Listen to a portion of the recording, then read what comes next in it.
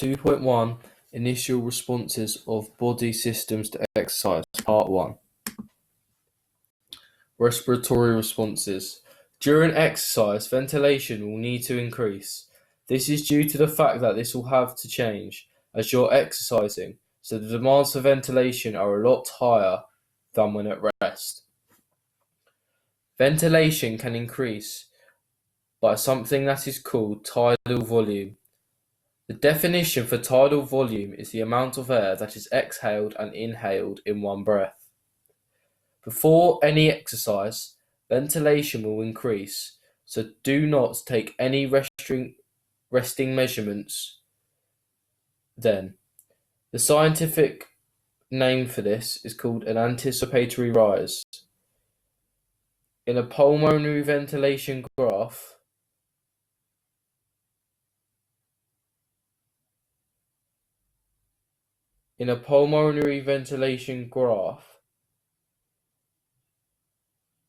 you will have something that is called a plateau. There are normally 3 types of exercise: heavy, moderate, and light. Light exercise will normally have a very slow increase, and then it will go back down to resting, whilst heavy exercise will have the biggest increase straight away, and this will increase until you have hit your maximum heart rate, or when the exercise is finished, from which then it will go downwards at a very steep rate, until it gradually stops at the resting level. You will know when it stops getting steep, when it gradually curves off, and it will gradually then go down to hit the resting level. Respiratory dynamics. As you can see on the slide, there is a formula. This is the formula for ventilation. Ventilation is calculated by breathing rate times tidal volume. The definition for respiratory rate is the number of breaths that you take per minute. The normal respiration rate for an adult at rest is 12 to 20 breaths per minute. A respiration rate under 12 or over 25 breaths per minute while resting is considered abnormal. This means that it's very unusual, as the majority of people have a normal resting rate. So if your resting rate is under 12 or above 20 breaths per minute, you may want to go see a doctor.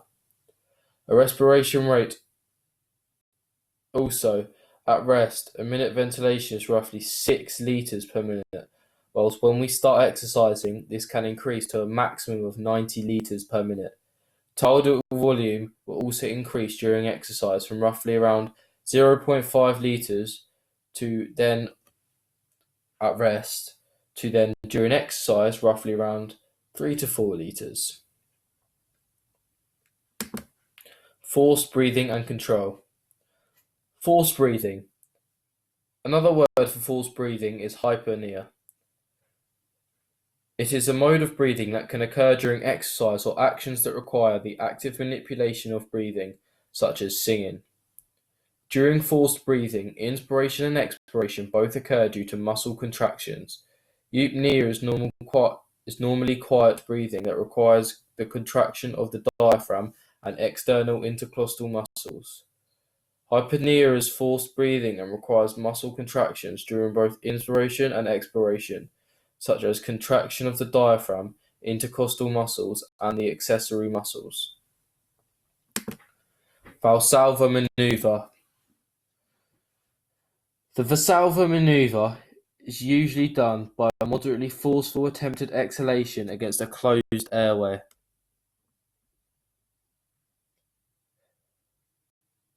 This is done by closing a person's mouth, pinching a person's nose shut, or getting rid of the air out as if you're blowing up a balloon. You will then close your glottis, and the air in the pressure in the lungs will then increase, and then a force will exert against an anterior surface of the vertebral column. Also, during this, the abdominal muscles will then contract. Another thing that happens during the Valsalva maneuver is the fluid pressure in the abdomen will then increase and then exert an anterior surface of the vertebral column. Another thing that will happen during the Valsalva maneuver is something called the erector muscles will contract. Investigation, data analysis, multi-stage fitness test. As you can see at rest, the breathing rate is just slightly above 10, but this is why your breathing rate at rest should not be measured just before a test, as your breathing rate just before the test is nearly double the resting rate.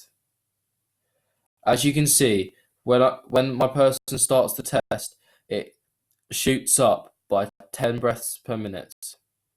But then from level 2, level 4, level 6 to level 8, it gradually increases during the exercise of the multi-stage fitness tests.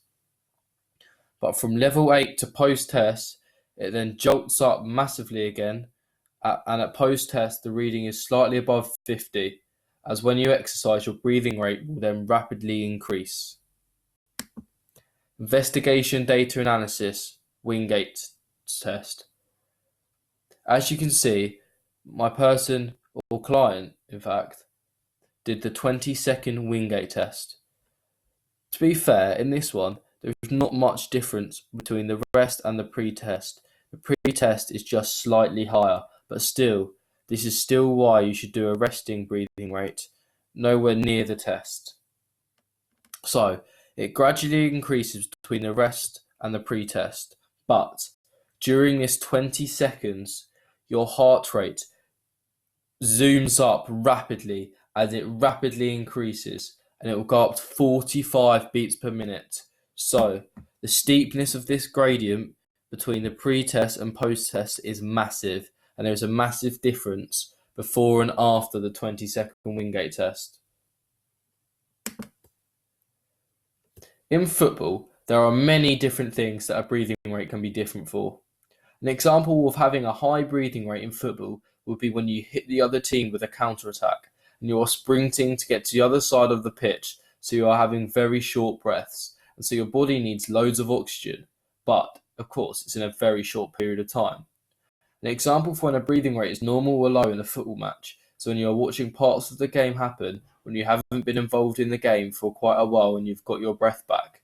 This is when you are watching other players play on a different part of the pitch. You're standing there waiting to get the ball. That is the end of part 1.